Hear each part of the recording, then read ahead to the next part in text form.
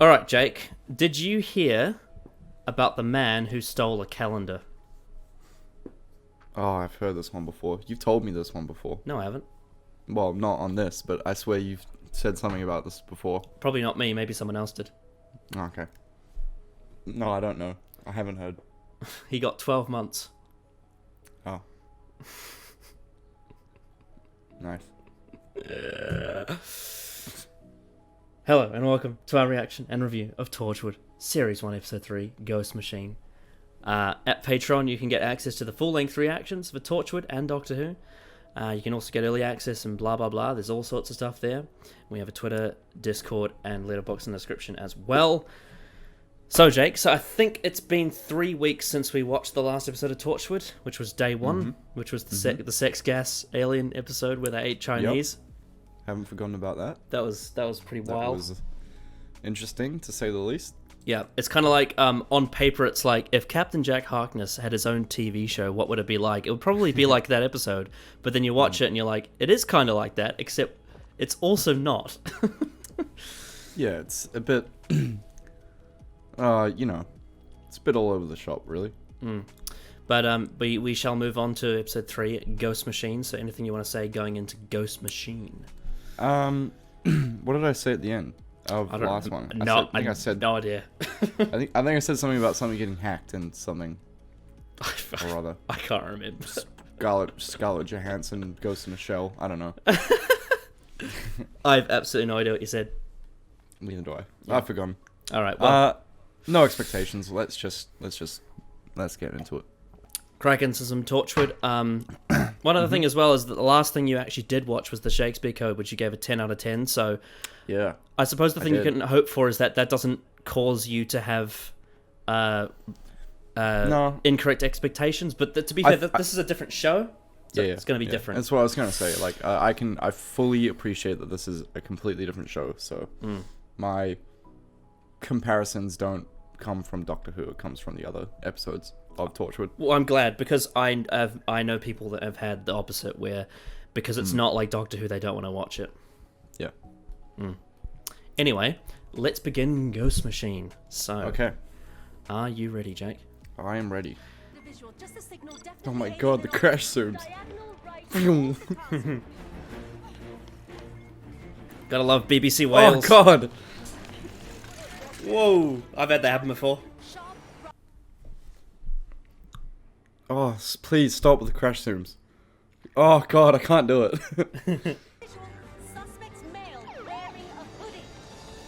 I feel like I'm watching a car race. Yeah. Look at that speed. I'm fast as fuck, boy. That's police speed right there.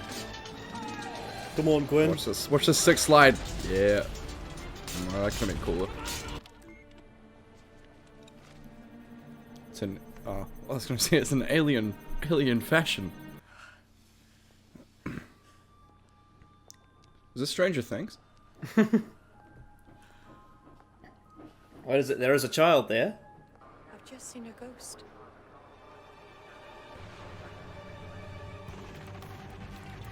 Bim ba boom boom.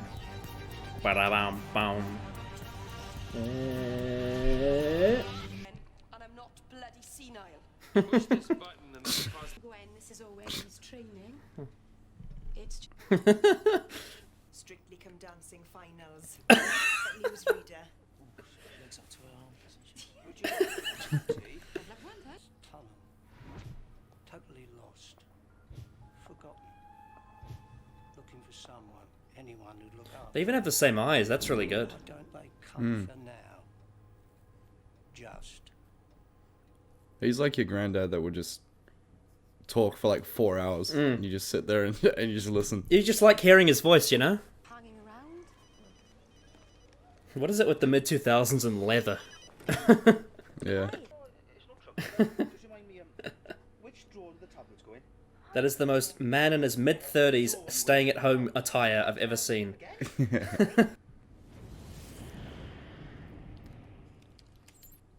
That's a Warner Brothers transition. Yeah.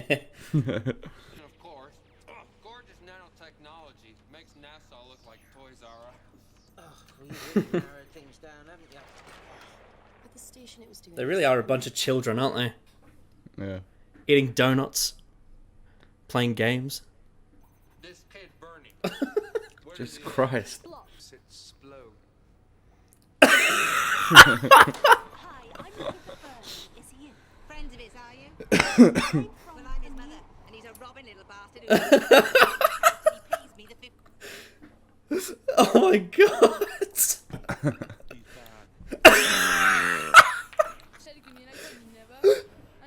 Fucking love Wales. Oh my god. For a 19-year-old kid this morning, I figured maybe you were after something more exciting. A bit of a challenge. Ooh, This door-to-door stuff never he's a gets bit cranky, isn't he?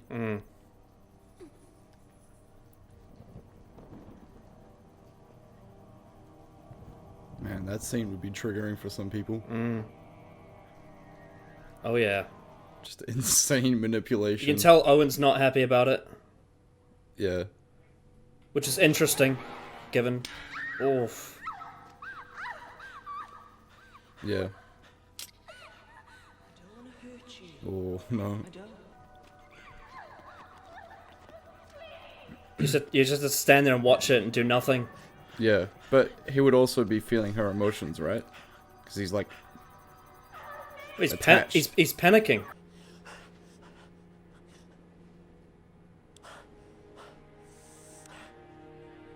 He's hyperventilating. Died March 29th, 1963. Raped and murdered on Penfro Street under the bridge, 17 years old. Killed her. No, it's Oh, brought to shit. trial. She told her mum she'd be fine. We do our job and find where this thing came from. Now go home.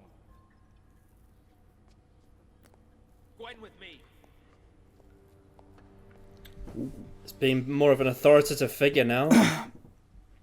he's a bit of an angry boy. Ugh.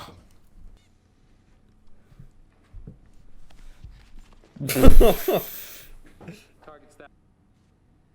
Ooh, we golfing. Breathe in. Focus. This scene feels so out of place. I'm not gonna lie. I wouldn't say it's as out of place as the Chinese scene. Yeah, I agree. It's a little bit better.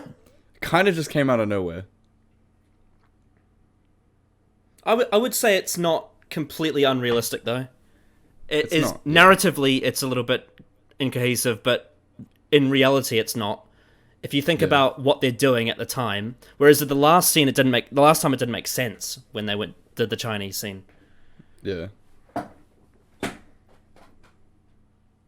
Again, it's like these scenes should be at the start of the episode, not in the middle, you know? Yeah. And it's like it's actually a good scene. It's just not placed right, you know? Yeah. Does that make sense?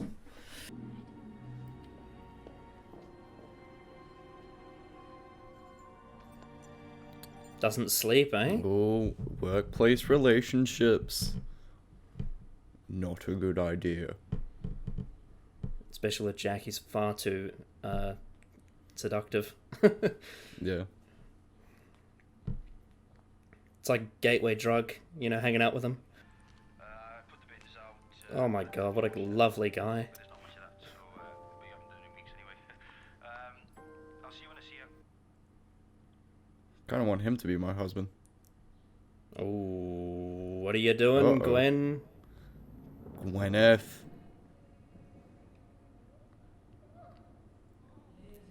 Man, Owen's really been Owen's been scarred by this, hey. He's been triggered into a trip. To be honest, he felt the emotions of someone getting raped and then murdered. That's not something light. Oh yeah, I wouldn't be able to sleep if that happened. Yeah. Oh, and he's making it worse by looking it up as well. He's doing Dr. Google, Yeah. but with the crime. Dr. Hoogle. Uh-oh. Oh no. Oh no. I'm a fully trained police officer. I'll have you on the floor and handcuffed like that. Promises. I bust the zip. Bloody flashing my family allowance if I'm not careful.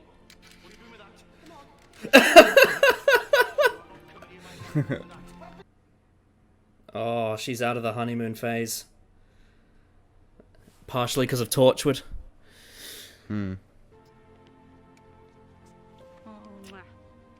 He's just a lovely man, isn't he? Bet you haven't done the washing up. He's just a bloke. Aye. Look at the photo of him on the dresser. Just gotta love Reese, you know? But he's being lied to. Poor bastard. Yeah. That is an interesting flat. Yeah, it's a bit minimalistic. Looks like a great chair though.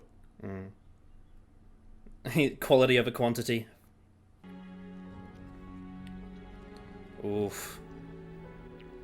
What drink's that? I'm not that knowledgeable in alcohol. I don't know either. Looks like Looks like a whiskey. whiskey, or a whiskey, yeah, whiskey or bourbon. Something hard. He's got fake identities. They were right. Get out! Get out!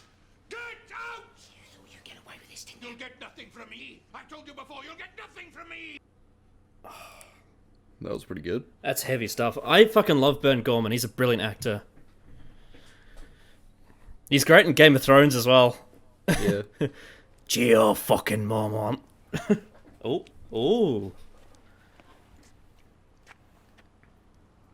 Bernie Harris. Oh. Bernie Harris. It's like a scene from Trainspotting. You know that? Have you watched Trainspotting? No, I haven't, but I've heard about it. Oh, it's great, dude. You'll love it.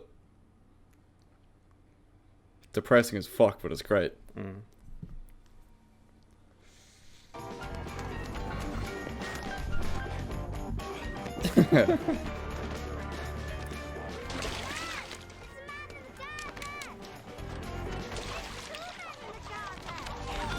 They got chickens. They got chickens on wheels. Homegrown, fam. Barbed wire. Oh my god. Bernie Harris. Who? That wasn't a question. Don't hit me, please. I got asthma. I can't just walk off. I got rights. You don't want me to That's aged interestingly. Oh. Other I half. didn't hear what he said. He said, I have rights. Oh. And now he said there's another half. You gonna arrest me? No, we're not the police. But I robbed her. I know. And you're gonna rob it back off me? So call the cops. Jack, I need to speak to you.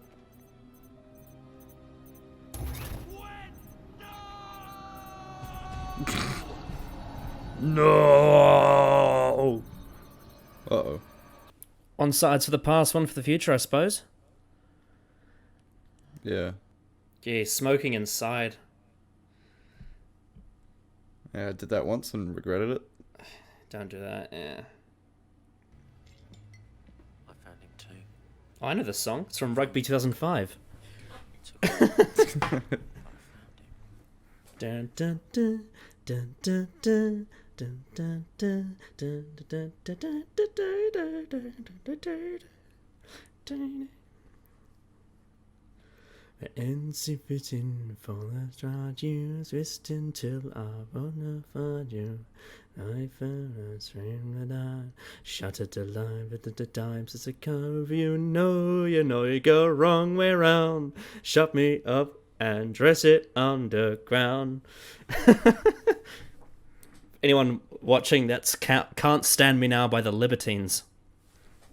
Came out in like 2004, I think. Oh, here we go again. This guy's life is like fucking miserable. Just tell me. I'm gonna die. I've seen it happen out there on the road. Bernie said he saw himself dead in that road. When? Oh dear. The LED lights are just so goofy. You stopped it from happening. You got here in time. I knew you'd come for me. Oh shit!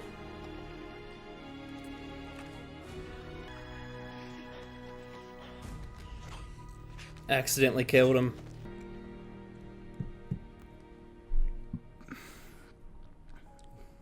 shitty week for Gwen. Mm-hmm.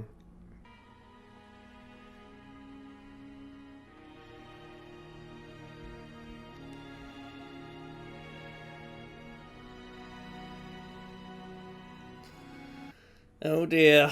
Oh dear. Alright, Jake. Ghost Machine. That was honestly pretty good. I mean, from the start, it was like the pacing. I don't know. I think that's a really good episode of something. I mean, apart from that scene with her and Jack, but it kind of made sense in the broad scheme of the episode after watching the whole thing. I think we've come to a consensus with this episode, not necessarily because the last one was a different case scenario, but with this one, the one thing I will say is that I feel like all the scenes that were in it were good individual scenes. Yeah. But my biggest issue with this episode and the last one, more so the last one, but this one as well, is the show seems to have a bit of a crisis when it comes to pacing and like scene ordering overall. Like in terms of the long-term narrative, I feel it has a kind of an issue of linking scenes together. But the individual scenes are good. Yeah. If you get what I'm saying. I think but also the subplots in this were really good. Absolutely. I really enjoyed I really enjoyed Owen's subplot in this because oh yeah, he was the best part. He was the best part. It was character development for him, and then also story development as well. But when you can do those kinds of things where you have the story and the story, it makes sense, and then you got this nice little subplot where you're also kind of learning more about a person, one of the characters in the show. It's really good. They make for good episodes because they don't feel like the same show sometimes, if you get what I mean. Like it feels like I know what you mean. It feels like a biography of that character, and it's nice. It's a nice breakaway sometimes, especially when that was something that we liked about Love and Monsters, was how it put a spotlight on Jackie Tyler's life without Rose. Yeah, and that's it's something good because like we had that really story heavy day one thing, which didn't really work very well. It was still funny. It was pretty funny, but it was weird. Yeah. But this one, like as an episode of the show, worked really, really well especially as an early episode as well. Yeah. It was one of the first. One thing that I've seen. One thing I think this episode does so much better than the last one is because I talked in the day one review about how it kind of showed some of the immaturities and the flaws of the characters in the Torchwood hub. But what I like about what this one did better, it was far more subtle. It was all in the texture of the story rather than being in your face. I think this was more of like an inherently human story where it was you're dealing with very human, like obviously things happening to humans, and then the way that we perceive their emotions through it, and the way we empathize and sympathize with those things. Yeah, it's very human orientated episode, which kind of makes sense why Jack was kind of weird in this to me. He was very alien, wasn't he? He was so off, but not off in like they didn't know what they were doing, as in like they were intentionally making him feel distant. Yeah, like he didn't and also give a shit that much. Also, I love the fact that, because obviously in Doctor Who, he's obviously with the Empty Child Doctor Dancers, he was suspicious because he was he was conning them, right? But overall, when you saw him in Boomtown in the finale, like he was a very likable action hero. Yeah. But what I like about this show is that at times you can understand why he does this and how he gets to that point, because obviously he's an authority and he's also got his own vices and whatnot. Especially with now like there's this slow burning sort of attraction to Gwen.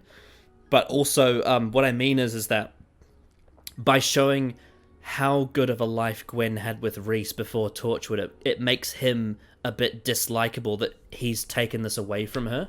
Yeah. And it's almost like the reverse of the Rose Tyler incident, because with Rose Tyler, she was living a life that was unfulfilling, and the Doctor took her to a place where it was beyond her imagination, right? So like she went from mundane to time and space, which was a massive uplift for her, her life, to the point where even in series 2 with Tennant, she ended up getting overconfident and ended up feeding his ego, and that ended up separating them. But that was a whole story. But in the beginning with Eccleston, it was taking her away from her mundane life and putting her in a scenario that was larger than life. Whereas here with Gwen, he's taken her from a happy life with Reese and has made it a lot more difficult.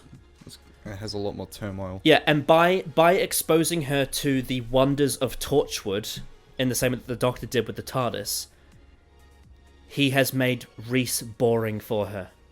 And despite the fact that Reese is such a lovely guy, Gwen has now become addicted to what Torchwood is, and who Jack Harkness is, and it's tearing her apart because now she's feeling guilt that she's treating such a lovely man without respect.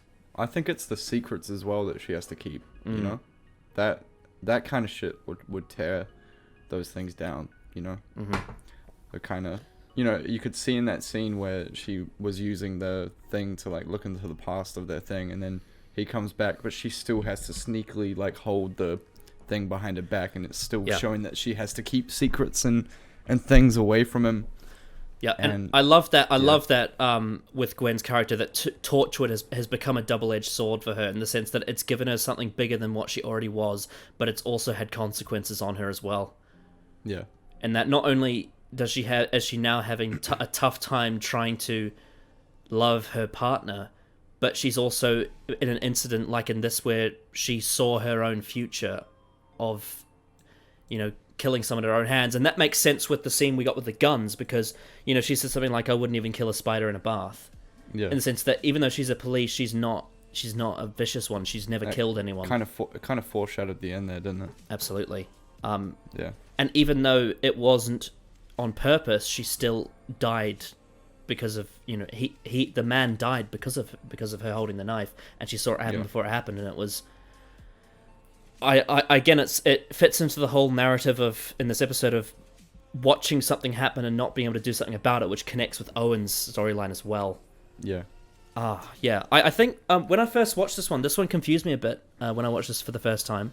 But on this viewing, it's definitely clicked the most. I've really gotten to like sink my teeth into like all the character development, and it makes a lot more sense now. It's very story, like very like character story driven episode. Yeah. With very little alien technology ideas apart from the ghost machine, obviously. The ghost machine, but yeah, the whole idea is like the effects that emotions and actions have on people's lives. I think like that kind of thing's really good in a show where things can get complicated very quickly. Having one of those grounding stories where you can relate to most of the people in there.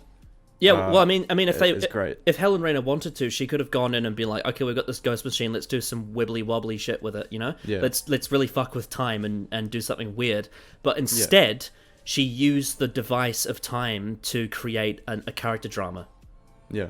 And I think it really worked. I think also this episode is some of the best. I mean, episode 1 had some great acting in it, but I think this one, my favorite singular performance so far from what you've seen is Bern Gorman as Owen in this episode. Yeah. Especially the scene, firstly when he sees the attack in the past, the way he had like a PTSD, and also it worked perfectly for his character, because obviously in the first episode we saw he was using that spray to, manipulate people into having sex with them. And you kind of didn't like him because of that. Yeah, but now now because the machine forced him to feel what it was like to be a victim, he's starting to see the other side. Yeah. And it's sort of he's still got that like kind of weird like his reaction to it made sense, but like he was so focused on like justifying what's the word, like rectifying what happened by bringing some justice to What's his name? Edwin. I think so, yeah. And I love that scene where he went into Edwin's house and they were sitting in the lounge. It was very tense, and the direction was... All the macro shots. Yeah, very and nice. especially of the hands and whatnot. It was... Yeah. It's like a... It provokes anxiety. And then, like, the breaking of it was kind of comedic as well, because you just realize, oh wait, he has no authority. He's just in this dude's living room, just giving him hell. But then also the fact that Edwin was like this rundown human, because he's just, you know, obviously very, like, he's a very troubled person. There would have been things in his life, I reckon, that would have caused him to do things that, you know. Well, anyway. I mean, he said at the end he'd stayed inside for so many years. Yeah. So you've got this, like, very fragile man as well, who you kind of don't feel sorry for, but you do as well feel kind of weirdly sorry for them, because, you know, they just kind of needed help. And then you got Owen here, who's it's one of those things where you've got some characters that contrast each other very well and conflict your feelings. Yeah, and at first, when I saw that after he exited his house, he saw the other guy that they knew about that was from a separate storyline that merged into this one, when they said Bernie, because at first it felt like there were two separate storylines, right? But then they ended up merging, and that's what I mean, is that when I first saw him see Bernie, I'm like, isn't it a little convenient that he was there? But then I realized later on in the episode that they were connected, that he was actually outside his house because he has a connection with him. Yeah, exactly. Yeah. And that was great. And so what they ended up doing by linking that storyline is it made sense why Owen would have seen him outside. Because they both had this, like, distaste for Edwin, so, you know, makes sense. Yeah. Even in saying that, though, I do think that there was perhaps maybe a little bit of a sharp turn in tone, because that scene with Edwin in the house was so dark, and then right after you get into a chase and it was quite comedic, and I felt like it was maybe a little bit too harsh. Even though I like the two scenes a lot individually, the chase and the scene in the house, I feel like the transition wasn't as smooth as it could have been. I think part of it is, like, a lot of these, like, foot chase scenes done by the BBC just are inherently comedic for some reason, even if they're trying to be serious. And I just think it's just, one, it's the acting, and two, it's like the music half the time as well. It's intentionally comedic. You had the scene with the woman in the garden, and then the kids in the pool. Oh yeah. Like they're embracing it, and it's charming. But it's like, narratively, it's like, whoa, we've gone from super serious to super not serious. bit of a shock. Yeah. But it wasn't bad, but it wasn't. Oh yeah. It definitely reminded me of Trainspotting. That's what it reminded me of. Those kind of things happen all the time in Trainspotting, where you have, like, this horribly dark scene about drug abuse, and then you've got some, like, extremely comedic scene afterwards. Also, one other thing I wanted to add is I liked how they set this whole scene up with the first mystery, which turned out to be something good. I liked that they started out with something that was she saw a kid from the war that lived in the countryside and lived here, and whilst, you know, he's like, I've had to live here all my life because of those experiences, it was a nice little, there's this little man who has this story who lived in the war, and now he's living here and he's been looked after, and it was a nice setup to be like, it's not all doom and gloom. And I like how they use that to sort of be like, this is what the ghost machine is, and this is an example of how it works, and this is a man who has been through some stuff, especially as a child, but now he's alright. And then that set the table for the second mystery, which was two different things that connected. And I thought that was really good. It was like, it had this this tinge of uneasiness when she was in the machine, like when she had pressed it. Yeah. And that was a good kind of thing, because you're right, like, the start of it was a little bit more mellow and a little bit more like not as, obviously the themes weren't as heavy, but then we slowly progressed until Owen pressed it and got into under the bridge, and then you really saw what this whole thing was about. It was a good precursor to the episode. I can't remember where that scene with Jack and Gwen with the guns fell. Like, was that before? Oh, it was the Owen thing? So it was before the Owen thing, yeah, but it was after the sort of first one, and then they found out about Bernie, and then Jack gave them orders to, he gave them orders to go. Obviously, he's assuming he's taking more authority now that the rules have been broken and still are being broken. We saw with Gwen when she took the ghost machine home. But he essentially assumed his authority and then invited Gwen down to the gun chamber. See, I reckon after the Owen scene, the gun chamber scene would have been perfect.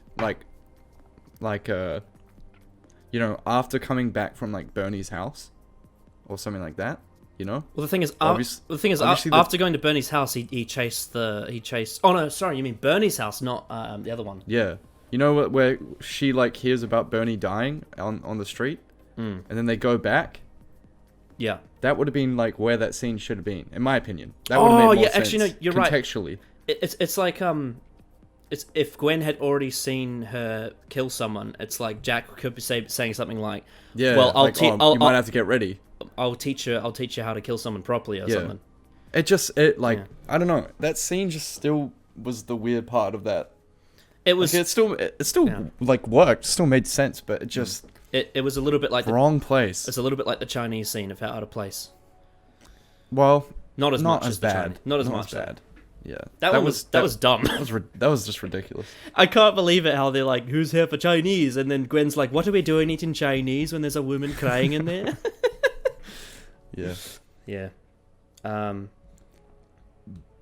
But yeah, I liked how in the very first episode everything changes. It presented Gwen as a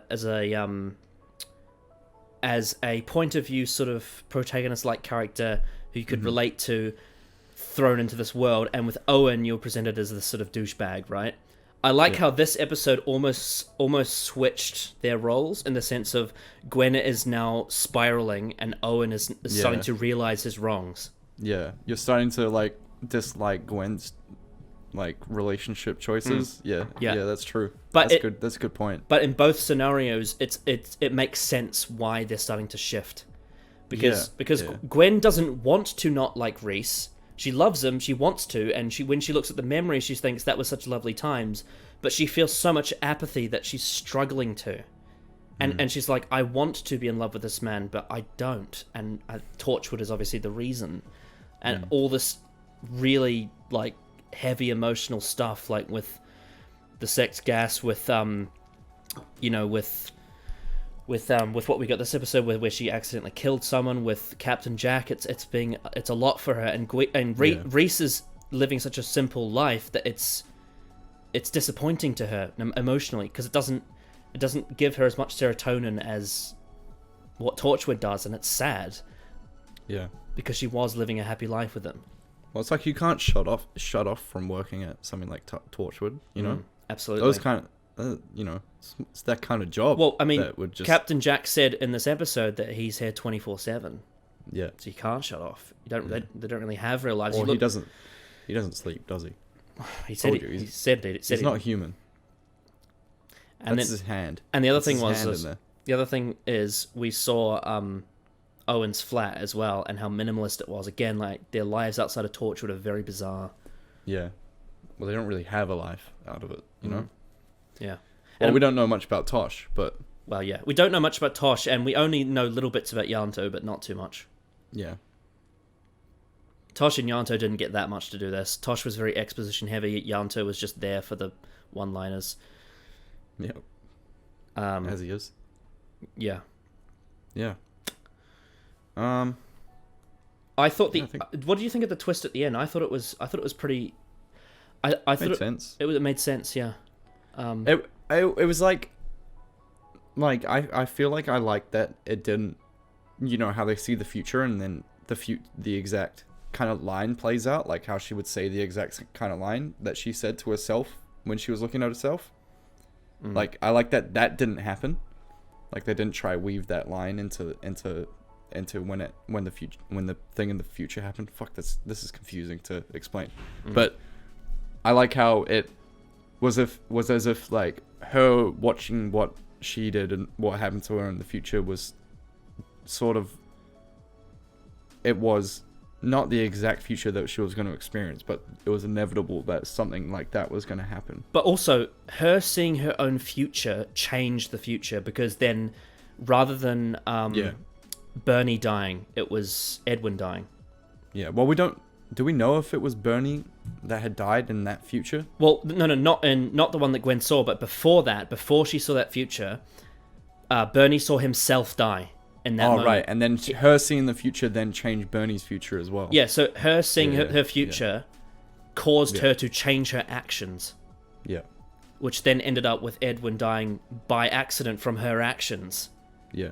And so And essentially, Bernie, she had to accidentally murder Edwin to save Bernie, but she didn't know it. It's really, it's quite confusing, but it's good. It's this weird kind of justice as well that, like, is kind of bittersweet in a way. Like, it's not...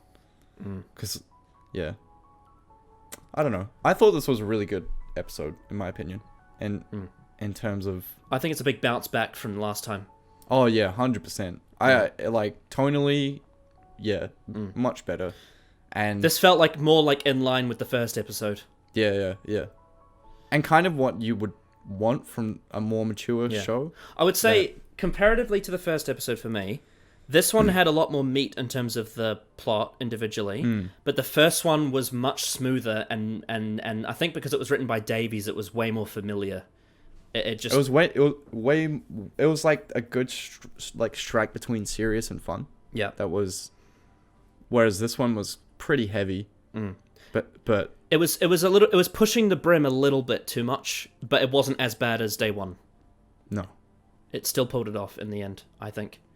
Well, day one was all over the fucking shop. Oh, it was like trying to be heavy and then trying to be hilarious at the same time. Chibnall did spaghetti on the floor with that one.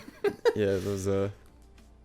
Yeah, that was a bit of a slip up. But yeah, I think this plot was great. And I didn't expect it to actually all be in one episode. I was actually thinking halfway through, this might be a two-parter, but I don't know if there are two-parters in Torchwood or not, but you'll obviously have to wait for me to figure that out. I shall not spoil anything. Yeah. I dare not. Yeah. Yeah. What do you reckon? Do you reckon we covered quite a lot there? I reckon we did. In terms of the characters and the plot, I think we did pretty well. I again like a couple of the scenes we haven't talked about, like the scene in the flashback with the young Edwin and the girl was great, very intense. Yeah. Uncomfortable to watch, but in the best way. Yeah. And they captured the time period well as well with the costumes and the hair. Yeah. Yeah, that one was. And also, yeah, I don't know what I was going to say. I completely forgot what I was going to say as I started talking. Okay. All right, so this is a relatively well-liked episode. Not a lot of reviews are online for it, though. The writer was Helen Rayner, who's a new one that you haven't seen before. Yep.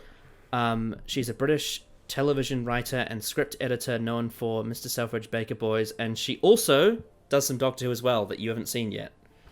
Okay. So she'll be back, which... Is that encouraging that she writes Doctor Who? Yeah, I mean, it wasn't bad. It was pretty good.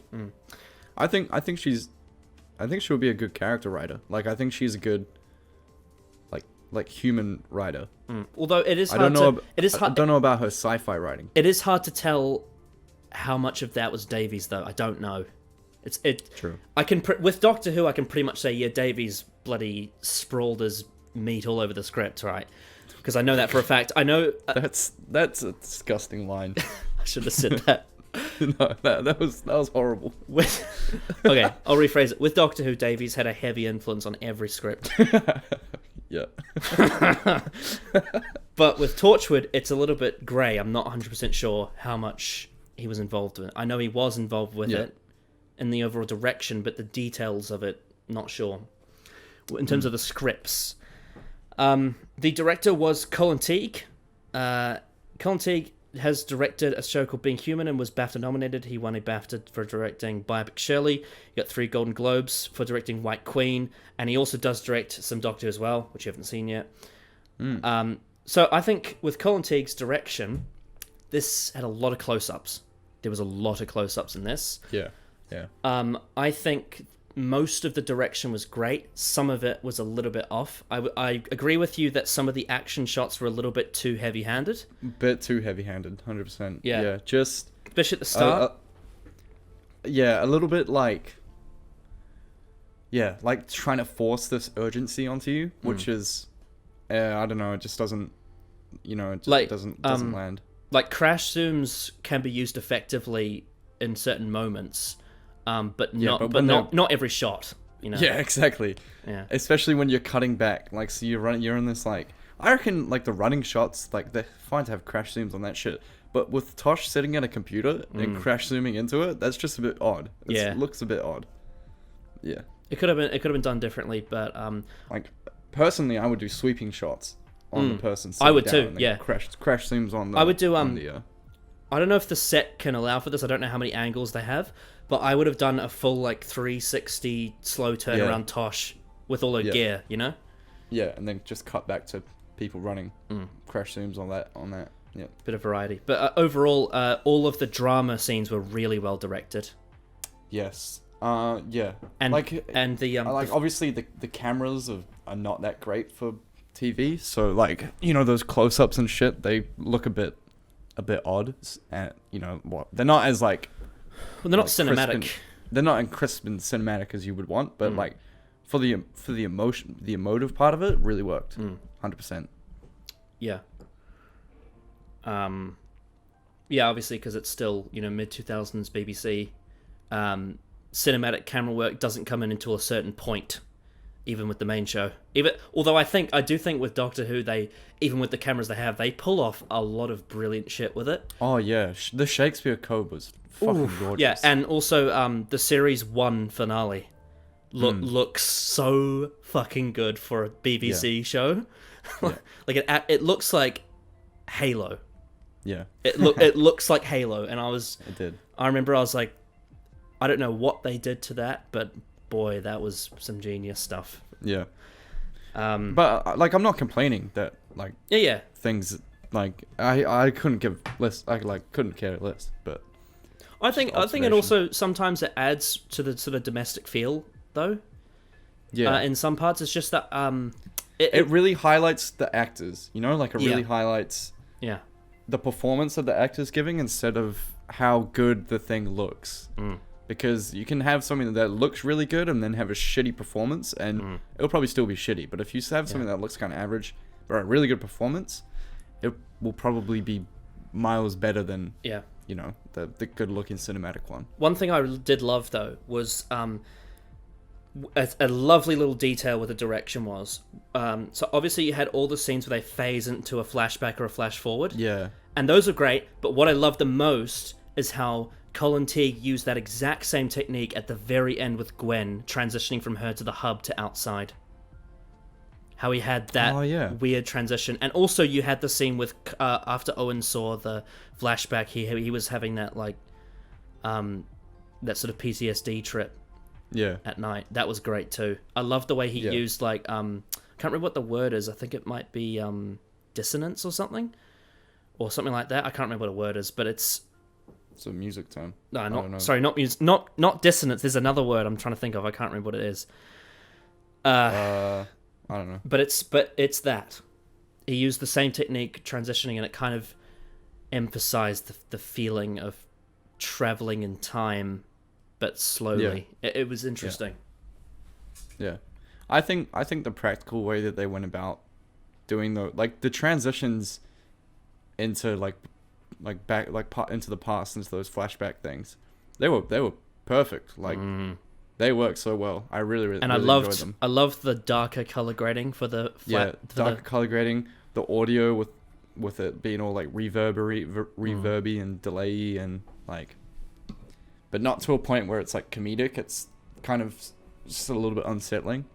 Yeah, I think they worked really well. Yeah. Yeah. Alrighty, so music by Ben Foster and Murray Gold. Shall we get to... Let's get to the track. It's the song called The Chase. Go.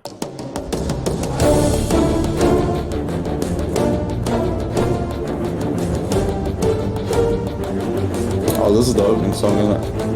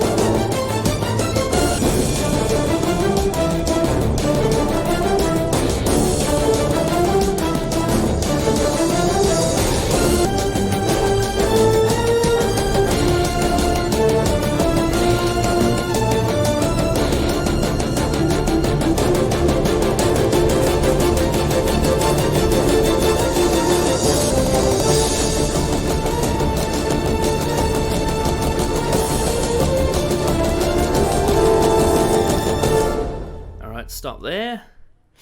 Mm-hmm. Yeah. All right. Your thoughts? I mean, like, it's a good song, but definitely doesn't. It's not the song that I would encapsulate this episode. But obviously, we had to find one quickly. Yeah, I mean, it's for chasing. Did they play that in the chase scene between Owen and Bernie as well? I don't think they did. I think it was a No. different song, That wasn't was the song with the chase with Owen Bernie was a lot more comedic. it? Yeah. But this one was at the start. This one was at the start. Yeah. Yeah. Yeah. Yeah. Yeah. I mean, yeah, that's pretty good. Yeah. I think Ben Foster, that you can definitely tell he has a different style to Murray Gold. Yeah, it's. I mean, that he obviously uses the exact same orchestra, so that's the same instruments, but the way it's written is different. The composition, yeah. Yeah. Yeah. But also it's for a different show, so it makes complete sense. Mm-hmm. When I hear this song, I just think of Jack in his big jacket running down corridors. Yeah. That's what I picture. It's like dun dun dun dun dun dun dun. You know, it's very action heavy. Policewoman Gwen. Boosting. Yes. Overall, I would say most of the music on this episode was solid. I can't say. I mean, the only thing that really sticks out to me is they played a song that I knew, like a radio song that I know from EA Sports Rugby 05, which is really funny. Which I think a lot of it was good, like emotional backing music. Yeah. That was Yeah, but nothing felt out of place. But yeah, I wouldn't say it was as masterfully crafted as the first episode's music was. It was good, but not great. Yeah. But I think that's okay because we had such good performances that like it's kind of why it's kind of okay, Yeah, it's true. Alrighty. So with that said,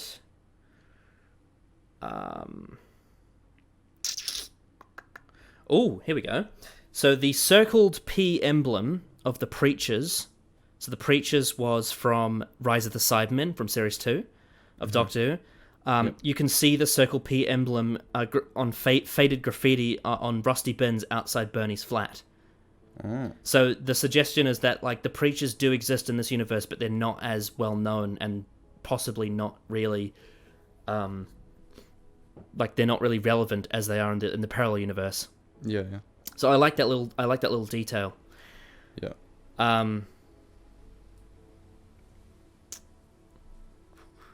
Just before filming the first chase scene, which was filmed over several nights, John Barrowman sprained his ankle, forcing a quick rewrite, which put Jack at the wheel of a car attempting to head off the suspect. Interesting. Oh. Wait. Oh, yeah. Bern Gorman was absent for large chunks of the filming of this episode as his wife was giving birth to his son at the time. Oh. He was in this episode quite a lot, though, interestingly. Yeah. Viewership, 1.8 million. So it's going down a little bit. Going down a bit. But that's natural. Which makes kind of sense from the last episode being a little bit whack. But the thing is, that happens with every TV show. You always go down in the third episode. It's the least viewed episode of Game of Thrones, I believe, is either episode 2 or 3 of season 1. Yeah. It's naturally always going to go down, and then it'll end up picking up again if the show succeeds, essentially. Yeah.